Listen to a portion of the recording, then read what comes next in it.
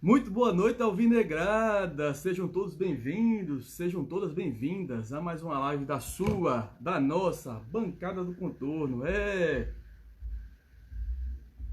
a live especial Copa do Brasil, live inclusive mais que especial, viu? Stefano já entrou aqui, obrigado, querido, boa noite, bem-vindo. É a live mais... Tiagão já entrou aqui, Thiago Nunes, obrigado, querido, bem-vindo, boa noite. É a live mais que especial pela Copa do Brasil, né? E também pelo convidado que a gente vai apresentar a vocês, bater um papo durante meia hora, 40 minutos, para falar de tudo de Botafogo e Portuguesa amanhã no estádio Pacaembu, no novo Pacaembu, inclusive, né? João Pessoa FC também já entrou, obrigado, querido, bem-vindo. Inclusive, Almizinho, querido, bem-vindo, obrigado, boa noite. Diogão Presida, bem-vindo, querido. Obrigado, tá em Sampa, né? Vai dar certo, meu irmão. Eu, inclusive, queria já agradecer a vocês, né? Pela audiência, pelo carinho de sempre. E, ao mesmo tempo, vocês já sabem, pedir desculpa. Quando vem convidado é difícil acompanhar, mas se der, com certeza a gente vai tentar. A turma já tá chegando aqui, ó, Eduardo, obrigado, querido. Camisas Botafogo, Gutenberg, meu querido, obrigado, bem-vindo, boa noite. O convidado, o Luiz Nascimento, já sabem, né? Grande torcedor da Lusa. Ele, inclusive, acho que já entrou aqui, acabou de entrar. Eu vou até convidá-lo, sem mais delongas, para a gente bater esse papo e vocês se deliciarem com tudo, né? História, futebol, resenha, arquibancada, enfim, confronto, né? Confronto. E eu vou chamá-la agora para a gente bater esse papo da nossa live de hoje.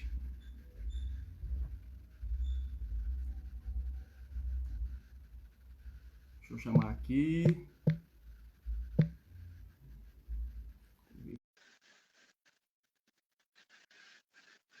Cara, Opa! grande Luiz! Poxa, velho, olha o homem aí. Obrigado, meu irmão, obrigado por ter topado, obrigado por estar aqui. Assim, eu quando fui falar contigo, eu falei, rapaz, será que eu vou? Será que eu não vou? Fiquei assim, sei lá, o cara é de São Paulo, tem toda a sua correria por lá, Globo, mas enfim. Muito obrigado, meu irmão. Primeiro eu queria te agradecer Que é demais. isso. Eu que agradeço aí pela lembrança, pela confiança, pelo convite, a oportunidade de falar um pouquinho sobre a Lusa, um pouquinho sobre esse confronto especial aí, né, de primeira fase Inédito, da Copa inclusive, do né? Brasil. Inédito, né? Pois é, eu estava hoje conversando aqui com o maior conhecedor da história da Portuguesa, que é o Antônio Quintal, grande amigo, e falava para ele: caramba, não tem um confronto mesmo nessa história toda? E não tem. É o primeiro confronto de duas equipes, a Portuguesa mais do que centenária, o Botafogo quase, né? E Pois não é. nunca se enfrentaram, né? Luiz, como eu faço com todo mundo que participa dos meus convidados, eu queria primeiro, para quem ainda não lhe conhece, você se apresentasse. Bom, meu nome é Luiz Nascimento, eu sou jornalista, trabalho na Rádio CBN aqui em São Paulo, sou colunista no Globo Esporte, tenho também um canal sobre a Portuguesa, que é o canal Paixão Lusa, sou um dos integrantes, né, do canal idealizado e criado pelo Antônio Quintal, e já fiz vários documentários também sobre a história da Portuguesa, o documentário do centenário do clube, de ídolos como o Ivair e de grandes momentos do clube, enfim, tenho também o perfil Acervo da Lusa, que é sobre a história do clube. Sigo Por os quê? dois. Para fechar o perfil, porque sou torcedor da Portuguesa. Sigo os dois e pegando esse gancho teu aí, eu quero saber assim, desde quando você torce e por que lusa? Eu torço desde que eu nasci, porque minha família, por parte de pai, é portuguesa. Meu avô e minha avó vieram de Portugal aqui para o Brasil. Meu avô chegou na década de 50. Uma das primeiras coisas que ele fez aqui foi virar sócio da Portuguesa.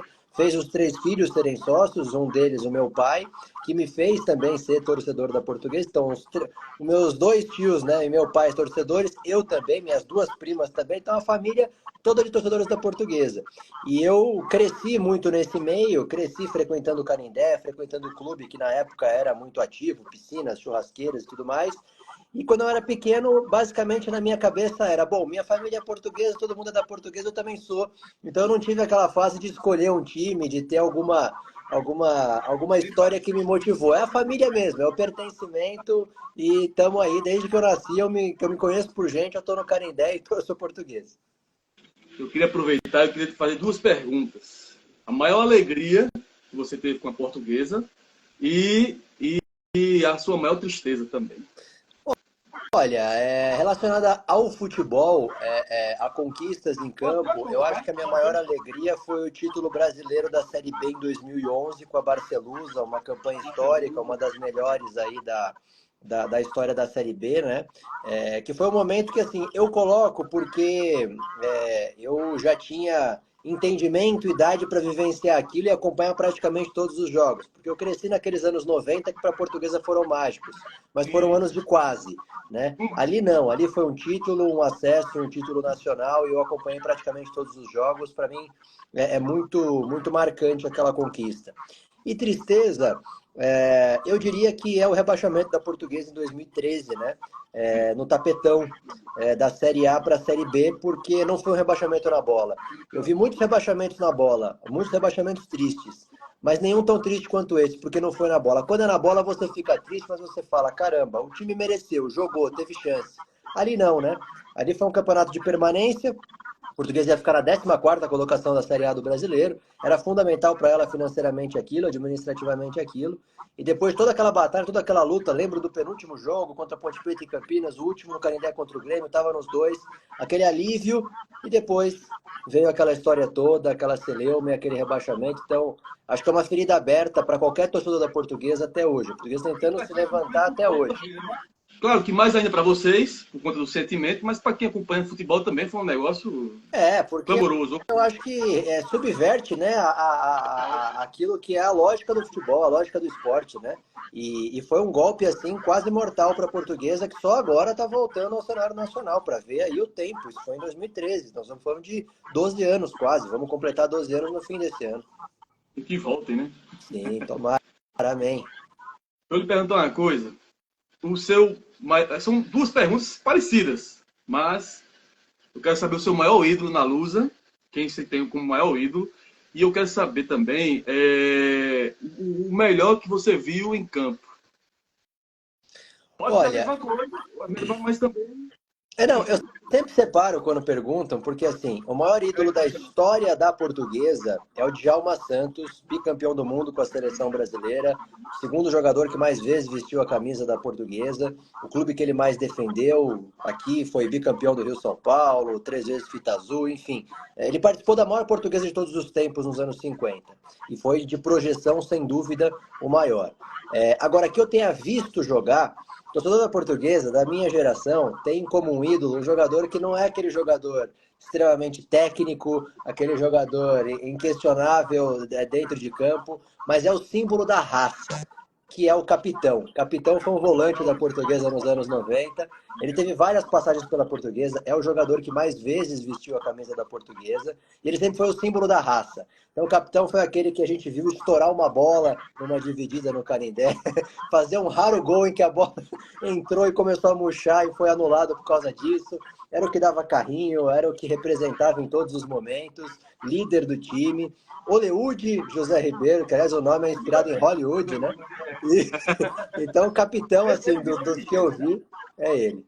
Ele virou dirigente, né? Inclusive, dirigente, né? Aí, o capitão ele chegou a treinar, esse técnico da base da Portuguesa e tudo. Hoje não tá mais no clube, mas é um cara, assim, é uma figura. Qualquer torcedor da Portuguesa, de qualquer geração, tem um carinho muito grande por ele. Mas da minha ali, daqueles anos 90 todos, você pode ter jogadores ali que. O Leandro Amaral, o maior artilheiro do Canindé, o Rodrigo Fábio, que em 96 foi fantástico, o Alex Alves, tá. Mas o capitão é aquele símbolo daquilo que você quer, é o torcedor em campo, né? Então é isso. Perfeito. E o melhor que você viu jogar? Aí é difícil, hein? Aí é difícil. O melhor que eu vi jogar, meu Deus do céu. Eu acho que eu teria que voltar aí para os anos 90. Um dos primeiros times da Portuguesa que me encantou, na verdade o primeiro, foi justamente aquele time de 96. Eu acho que o melhor jogador daquele time foi o Rodrigo Fábio. Eu vi o Zé Roberto. Eu acho que em âmbito assim, geral, o melhor é o Zé Roberto. Só que o Zé Roberto, muito jovem, muito pouco tempo, ainda lateral esquerdo. Depois ele saiu da Portuguesa, foi para a Europa, virou meia, fez tudo que ele fez na vida dele, na carreira dele. Com certeza, da fase que eu peguei como torcedor, melhor jogador Zé Roberto. Mas que a gente tenha visto e comemorado e curtido, eu acho que foi o Rodrigo. Que também foi para o Real Madrid na época, depois Flamengo, Grêmio, um monte de time por aí. Mas é que o Zé Roberto é engraçado, né? Porque foi muito jovem, ainda lateral esquerdo, depois ele, enfim, fez o que fez aí, mundo afora, né? Me diga uma coisa, e o seu sentimento pelo Canidé, hein? Olha, olha, eu costumo dizer que não tem nada mais importante para um torcedor da Portuguesa do que o Canindé. Isso talvez as pessoas de fora não tenham um pouco essa ideia, essa noção, mas não tem um tema que você cite para um torcedor da Portuguesa que vai pegar mais ele do que o estádio. Porque a Portuguesa, por ela ser um clube de colônia, um clube de imigrantes portugueses, ao longo da história toda dela, desde 1920, quando ela foi fundada, a busca pelo lugar, pela casa, pelo estádio, sempre foi muito importante. Que era aquela questão de você ter um pequeno Portugal em São Paulo, para você matar a saudade daquela terra da qual você saiu sem querer sair. A Portuguesa sempre teve uma relação muito íntima ao longo da história com os estádios que ela teve. Ela teve alguns aqui em São Paulo. E o Canindé, ele foi um estádio construído pela torcida. É um estádio que foi construído por doação de torcedores, essencialmente. Gente que doou cimento, areia, desentortou prego, ajudou nas obras. Então, todo mundo tem alguma história. Meu avô ajudou, deu sacos lá de cimento, de areia. Tem gente que vendeu casa para doar dinheiro para a Portuguesa. Enfim, então é um lugar de pertencimento. É um lugar que o torcedor tem muito orgulho e que nesses últimos anos de derrocada, se não fosse o Canindé, imagina se a Portuguesa não tivesse um estádio próprio, talvez hoje ela já não estivesse mais com as portas abertas. Então, esse ano, quando houve a despedida do Canindé, porque vai dar lugar ao Marena, agora com o projeto da SAF e tudo mais, foi um sentimento, digo assim, estava no jogo de despedida e para mim a ficha caiu no fim do jogo, né? No apito final, que rolou um foguetório e tudo, ali a ficha caiu. Ali eu sentei, desabei, muitas lembranças, enfim, muitos momentos ali. E a história do clube está muito sintetizada naquilo ali. Eu sempre falei que o Canindé é a materialização do amor do torcedor pela Portuguesa. Mas a Portuguesa chegou num ponto em que ela precisa... Eu ia me perguntar isso agora. Você era contra ou a favor da reforma do Canindé? Precisa, né? Se a gente tirasse o contexto da Portuguesa, eu sempre seria contra. Por mim, seria aquele Canindé raiz eternamente. Só que não tem como fazer isso, né? Então a realidade se impõe. A verdade é que a Portuguesa, aqui em São Paulo, ela está numa região muito valorizada. Ela tem um terreno muito valorizado. Ali é uma região muito valorizada. Então, é o que sobrou a ela de ativo, né? A própria SAF, ela conseguiu nos valores que conseguiu da forma como foi, muito por causa do patrimônio, né? Eu vi vários torcedores de outras regiões do país, até surpresos, caramba, Portuguesa, uma SAF de 1 bilhão e tudo, mas é porque envolve o patrimônio, que é um patrimônio muito... Acho que o América Mineiro também tem uma coisa assim, lá atrás a gente também se surpreendeu muito e tal, mas é por isso, porque tem um patrimônio muito valioso na cidade. E é necessário, não tem jeito. Tem que passar por isso, ainda mais aqui em São Paulo, enfim, com vários estádios aqui agora servindo muito mais aí para palco de espetáculo, eventos e tudo. Então a Portuguesa tem que explorar isso para tentar respirar financeiramente, né? E você tem alguma história de bastidor aí, de vestiário pelo Canindé? Como assim? Em que sentido?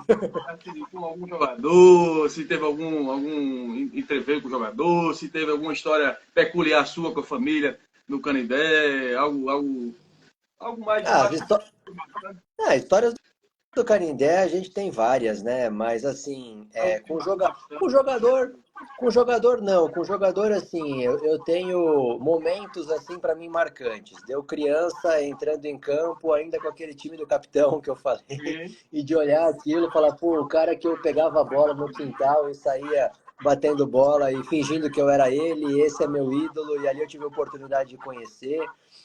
De momentos muito marcantes, assim, eu acho que os mais marcantes ao lado do meu pai e do meu avô foram sempre no Canindé. Mas, lógico, depois da atuação como jornalista, cobrindo o clube, você tem sempre uma questão aqui e outra ali, né? Tive já com dirigentes da Portuguesa, com conselheiros da Portuguesa, enfim. Mas faz parte, né? Por exemplo, no título da Barcelusa, não teve alguma coisa específica, não? Porque foi o primeiro título nacional da Lusa, né? O título da Barcelusa, assim, foi muito... Teve um jogo naquela campanha que para mim foi o jogo mais marcante, que não foi nem o jogo do acesso e nem o jogo do título. Foi um jogo contra o Vitória, a Portuguesa ganhou por 4-1. Ela ainda não estava matematicamente garantida, mas aquele jogo era aquele jogo que você fala, ganhou, não tem mais como não subir. E a Leões da Fabulosa, organizada da Portuguesa, ela virou as faixas de ponta cabeça durante a Série B, enquanto a Portuguesa não voltava para a Série A, era um protesto pela Série B.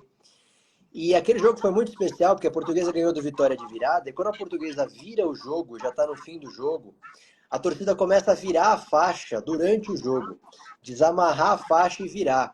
Aquilo foi de uma comoção para quem estava lá, não foi nem um dia de um Canindé lotado. Os outros jogos do acesso do título foram, mas esse não. Só que aquilo foi de uma emoção tão grande, vendo as pessoas e nós ajudando a virar aquela faixa, e pega a faixa e vira o jogo rolando, e coloca a faixa. Aquilo foi uma coisa assim. Muita gente que vivenciou aquele dia sabe que aquele dia foi marcante. A Portuguesa acabou depois subindo contra a Ponte Preta e sendo campeã contra o Sport. Os dois jogos no Canindé, abarrotado. Dois dos dias que eu vi o Canindé mais cheio na minha vida foram esses jogos. E também muito marcantes. Gol do Ananias, aquele que faleceu no acidente da Chapecoense. Um gol do Marco Antônio do meio de campo contra o Sport. O do Ananias foi contra a Ponte no acesso. Então, assim, tem vários jogos muito antes daquela campanha, mas esse da virada da faixa, acho que tem uma coisa do inusitado, que é muito engraçado. Uma coisa é um jogo tá virado, aí subiu no outro jogo, você já põe ela direito. Ali não, foi durante o jogo, então foi muito legal isso. Deixa eu te perguntar uma coisa, agora vamos para o Clube Campo. A relação Clube Campo, eu quero saber o seu sentimento pelo Paulistão 2025, porque tinha até uma expectativa, né? Ou não? Sim, assim, eu acho que a gente tem que tratar assim com muita racionalidade, né, esse Paulistão, porque a Portuguesa ela virou SAF de novembro para dezembro, né? Então a SAF ela começou a trabalhar no início de dezembro. O campeonato começou esse ano mais cedo aqui, né? Dia 15 de julho. Então foram praticamente 45 dias. E não são 45 dias só para você montar um elenco. É 45 dias para a SAF se implementar. Ou seja, toda a parte administrativa, funcionários, fazer as trocas que eles fizeram, comissão técnica nova, elenco e tudo mais. Então, a prioridade era, de fato, e eu falo isso sempre, se você, antes do campeonato começar, um dia antes, o Português estreou contra o Palmeiras no Allianz, um dia antes, você virasse o da Portuguesa e falasse assim, a Portuguesa não vai conseguir vaga na Copa do Brasil, não vai passar para as quartas de final. Só que a Portuguesa vai ficar na elite e vai ter vaga na Série D. Você aceita? 99% da torcida assinaria. Por quê? Porque o risco era grande. De supetão já dá certo, né? Então o risco era grande de você ter um insucesso. No campeonato tem muito time de Série A, de Série B, de Série C. A Portuguesa, como Série D, ainda estava daquele grupinho, aquele pelotão de trás ali, querendo ou não. Então, eu acho que foi um campeonato, acho não, tenho certeza, muito menos arriscado do que foi 23 e 24, antes da SAF, que ela ficou por milagre, dessa vez ela não ficou por milagre, ela ficou por competência. Mas, claro, poderia ser melhor. Muitas das contratações da SAF não foram boas, não deram certo. Na verdade, a minoria deu certo. Mas o objetivo principal foi alcançado, na expectativa de que tenham aprendido e agora, com o tempo e uma base, façam um trabalho de fato bom para a Série D. Por falar nisso, tua expectativa sobre a SAF, hein? Olha, a Portuguesa, é bom deixar muito claro, ela virou SAF muito pelo apoio da torcida, porque a Portuguesa tem uma política interna terrível, né? A briga política é uma coisa assim absurda.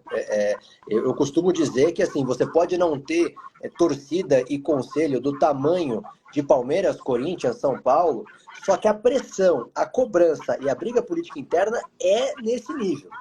É nesse nível. Não é exagero, não. Às vezes é até pior do que alguns clubes aqui da capital. Então, só passou porque a torcida abraçou. E abraçou mesmo. Tanto que se não fosse pressão da torcida, não teria passado no conselho como passou, não teria passado na Assembleia como passou. Só que, o que mais motivou a torcida? Pô, nós estamos numa derrocada sem fim, desde aquele ano lá de 2013. 7 diretorias passaram pela Portuguesa nesses 10 anos, ou seja, todos os grupos políticos possíveis tiveram a sua chance ali e não conseguiram reverter a situação. Então até um canto da torcida que ficou marcado nesse processo de SAF foi para tirar a nossa lusa dessa gente. Então, o objetivo do torcedor sempre foi: queremos alguém de fora. Tira dessa galera e coloca na mão de alguém. Porque do jeito que está aqui, a gente sabe qual vai ser o fim. Não vai reconstruir, não vai reerguer, não vai voltar. Aqui, eu não tenho certeza. O torcedor também não tem certeza. Se vai dar certo ou se não dá. Mas todo mundo aqui tinha certeza do que ia acontecer sem a SAF. Então, foi uma aposta mesmo, com risco, no sentido de, ó, vamos mudar para ver no que dá, porque do jeito que tá, a gente sabe o que vai ser. Não vai ter reconstrução, não vai ter volta, não vai ter nada disso. Então vamos tentar com a SAF. Então foi essa a tentativa. Eu tenho uma perspectiva aí, não vou dizer nem que é otimista, nem que é pessimista. Eu estou ali no caminho do meio, né, por enquanto. Mas eu acho que o Paulistão foi promissor para vários pontos. Muita gente que era contra a SAF falava: a SAF está vindo só para o terreno do Canindé, não está nem aí para o futebol. A gente vê no Campeonato Paulista, a Portuguesa acabou de vender um centroavante por 6 milhões de reais para o Atlético Paranaense. Então, a preocupação da SAF não é só o terreno. Eles estão, de fato, pensando no futebol. Então, eu acho que é o início ainda para a gente avaliar. Vamos falar em futebol? Vamos ao que interessa agora. A grande partida de amanhã. O que esperar do jogo de amanhã? Na perspectiva da Lusa. Olha, a perspectiva da Lusa, eu vou dizer para você que, pelo menos para mim, é uma incógnita. E eu vou explicar o porquê. Porque a Portuguesa, ela tem muitas baixas para esse jogo. Ela tem duas baixas importantes no departamento médico. Um deles, o lateral esquerdo, durante todo o Campeonato Paulista, o Lucas Hipólito, teve um rompimento de ligamento cruzado do joelho, está fora da temporada. Isso aconteceu no último jogo do Campeonato Paulista. O meia do time, que é o cabeça do time, a gente lá no Paixão Rosa está fazendo até a votação. Para você, torcedor, qual foi o destaque da Portuguesa no campeonato? Está ganhando de lavado o Cristiano, camisa 10, e o Cristiano se machucou. Estão dizendo aí que o Cristiano parece que vai pintar aqui. Eu cheguei a ouvir isso aí. Será que machucou por isso aí? Não, mas ele se machucou na penúltima rodada contra o São Bernardo, saiu durante o jogo, não teve condição de jogar lá em Bauru contra o Noroeste, até foi junto com o elenco por uma questão ali de grupo e tudo, mas o Cristiano tá fora desse jogo. Então aí já são dois baques. E o Renan Peixoto, centroavante, que foi a grata surpresa da SAF nesse Campeonato Paulista, ele foi negociado e não joga. Então são três baixas muito importantes para a Portuguesa nesse jogo. E aí a gente não sabe como o time vai reagir, porque no Campeonato Paulista, a Portuguesa ela conseguiu ter um time competitivo quando ela teve esse time titular, esse time que terminou o campeonato. Quando ela precisou socorrer muito do banco, a coisa não andou, a coisa não deu certo. Então tem muito essa expectativa. Será que o ataque funciona, seu Renan? Será que esse meio campo produz sem o Cristiano? O que a gente vai conseguir na lateral esquerda? É um garoto que vai jogar, o Pedro Henrique da base. Então, para mim, é uma incógnita, tá? Se fosse com o time que jogou o Campeonato Paulista, estaria mais otimista. Não estaria otimista de que, jogo tranquilo. De jeito nenhum. Tranquilo não seria em momento algum. Só que, pelo menos, você tem o time entrosado e aquele que vem jogando. Você vai no jogo? Estarei lá, estarei no Pacaembu. E esse Pacaembu, hein, rapaz? Mudou também, né? Remodelaram, né? Eu conheci o Pacaembu em 2018, quando a gente tentou subir o nosso Botafogo contra o Botafogo de Ribeirão. Que a gente toma aquele gol no último minuto, que já estava com o pé... Eu chorava de alegria, comecei a chorar de desespero, sem acreditar, porque tomou um gol no final. Que tinha tomado já em 2016 contra o Boa. Aí eu até falava assim na química, rapaz, canta, que a gente tá na Série B, não vai tomar um gol no final não, vai e toma. Foi minha maior tristeza em campo e minha maior dor. Nunca senti uma dor tão forte no coração, eu achei que ia morrer naquele dia, inclusive. Porque a gente tava na Série B e agora são 35 anos de espera, né? E olha,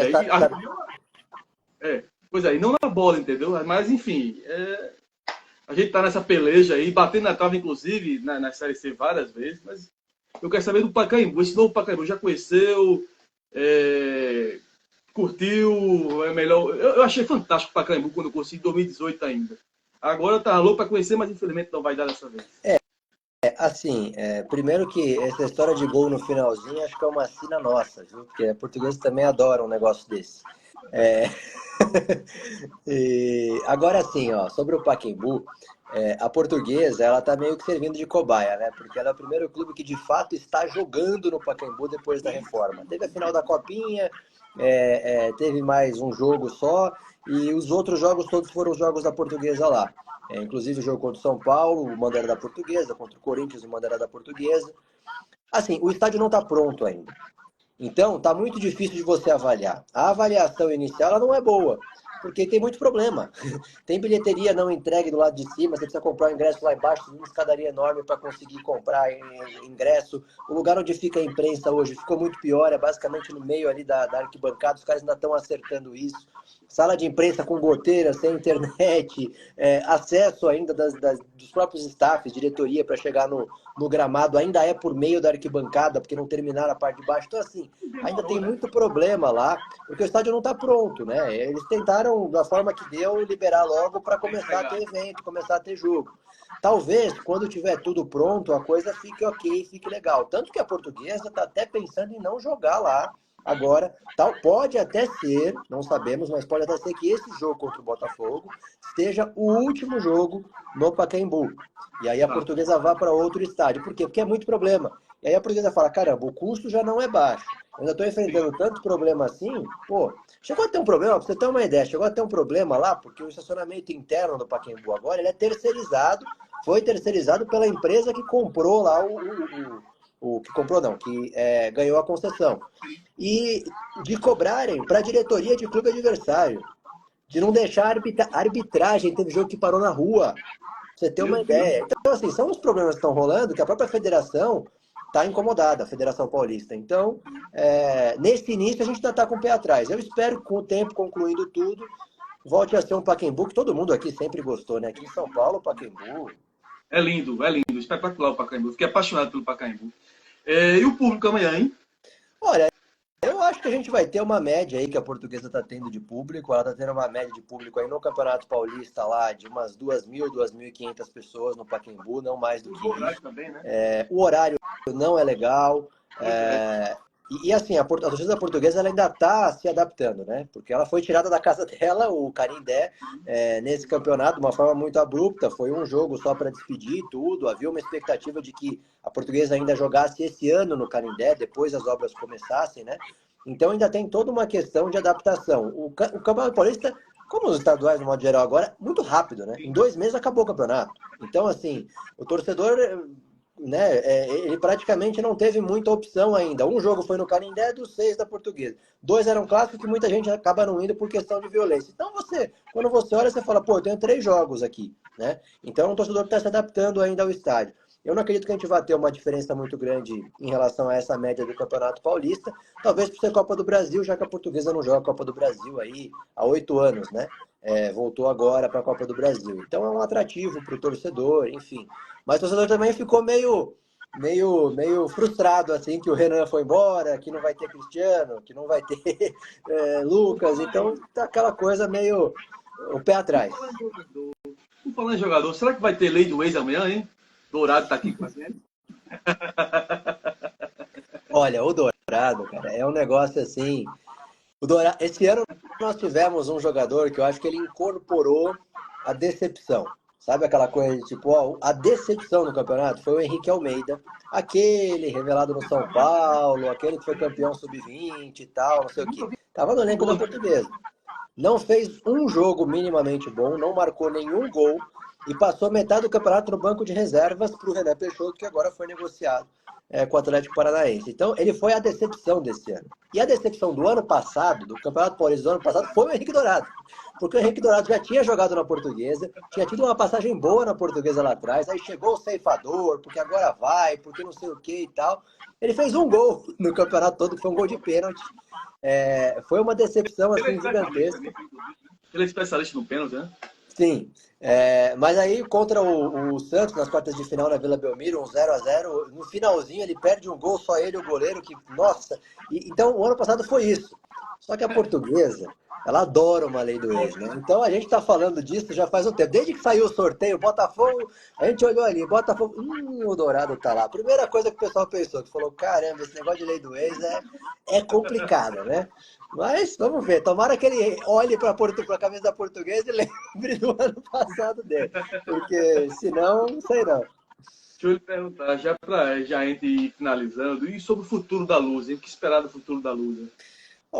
Olha, Eu acho que assim, o torcedor da Portuguesa hoje, ele olha para o futuro com mais leveza e mais esperança do que ele olhava há pouco tempo atrás. Porque a gente passou muitos anos olhando para o futuro e não enxergando nada. Porque a Portuguesa estava naquela derrocada de A para B, B para C, C para D, sem divisão, jogando Copa Paulista para tentar jogar uma Série D, numa segunda divisão do Campeonato Paulista, que ela ficou por 7 temporadas.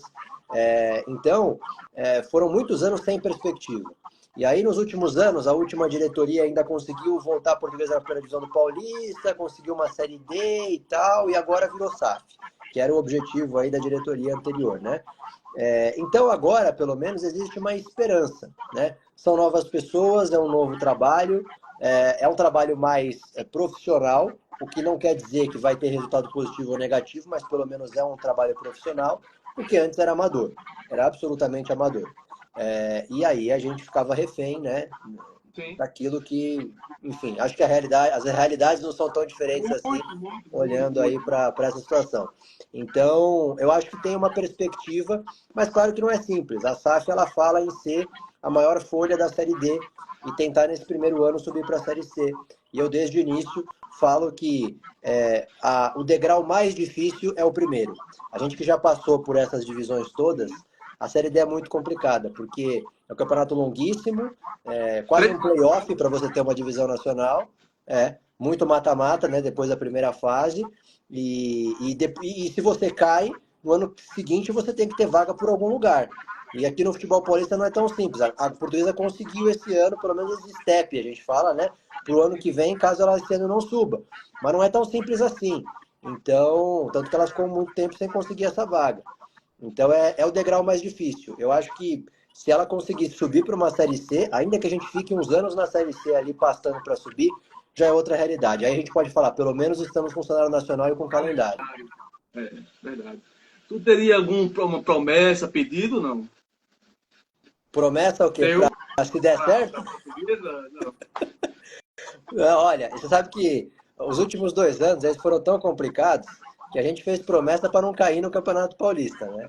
E teve um ano que não caiu por saldo de gols, que foi 23, e o outro ano não caiu na penúltima rodada lá com o gol do Maceió.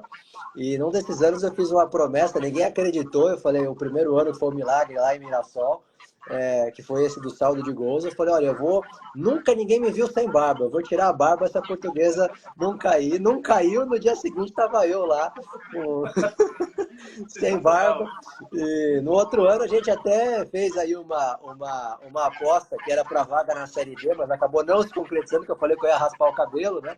Mas esse ano eu ainda não fiz nada. Esse ano eu falei, calma, vamos com calma para ver o que acontece aí. Sentir o processo ainda, né? Sentir o processo para saber se vale a pena. Exatamente. Luiz, querido, muito obrigado. Cara, é como eu disse, assim, quando eu fiquei na dúvida se mandava ou não, eu falei, será que ele vai topar? Será que dá certo? Que é isso. Ele topou, velho. Porque eu te acompanho há muito tempo.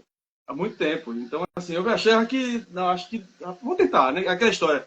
Quem não arrisca não petisca, né? Então, assim, tentei, deu certo. Muito obrigado pela live, pelas histórias, pela resenha, pela disponibilidade. E assim, as portas estão abertas em João Pessoa. Quando quiser vier por aqui, você está em casa. Muito obrigado, meu querido. Que é isso. Eu que agradeço de novo. Quando eu vi a sua mensagem, você falou que já segue há muito tempo. Já é um @ relativamente conhecido por mim ali, porque de vez em quando tem uns likes aqui e ali e tal. Então, quando veio ali o seu convite, eu fiquei muito feliz e falei para você, é só a gente ajustar o horário que dá para rolar com certeza.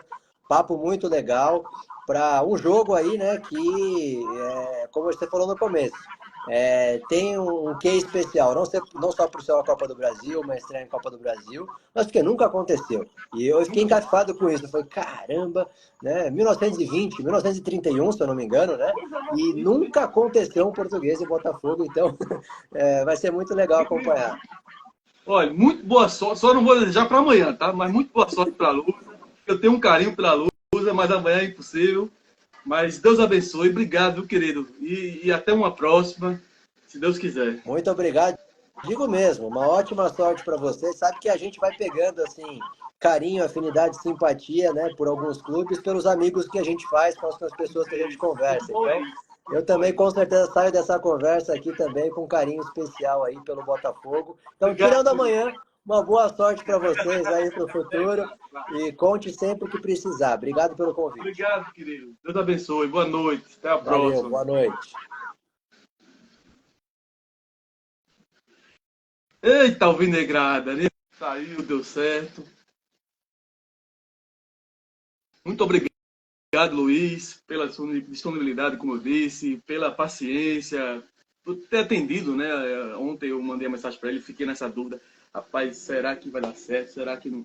Será que não? Enfim, eu vou tentar, mas... Gente, muito obrigado por ter participado. É como eu disse, é difícil acompanhar, porque as mensagens não é uma atrás da outra, né? E aí a gente... aí a gente batendo um papo não tem como acompanhar, mas eu sei que vocês estão aqui, Paulinho, Ronaldinho, Daniel, Matheus, Aline, Giva, obrigado, Vinícius, obrigado, Luiz, obrigado, gente, obrigado, Djalminha, obrigado demais mesmo. Baita de uma live histórica, como eu havia dito. E amanhã é o grande jogo, né? Eu não sei se talvez eu faça uma live também de pré-jogo, né? Aquecimento, mas de toda forma, teve essa live bem especial. Obrigado, que dê tudo certo pra gente amanhã. E de repente até a lei do ex.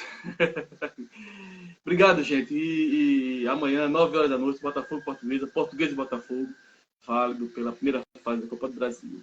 Vai pra cima deles. Belo!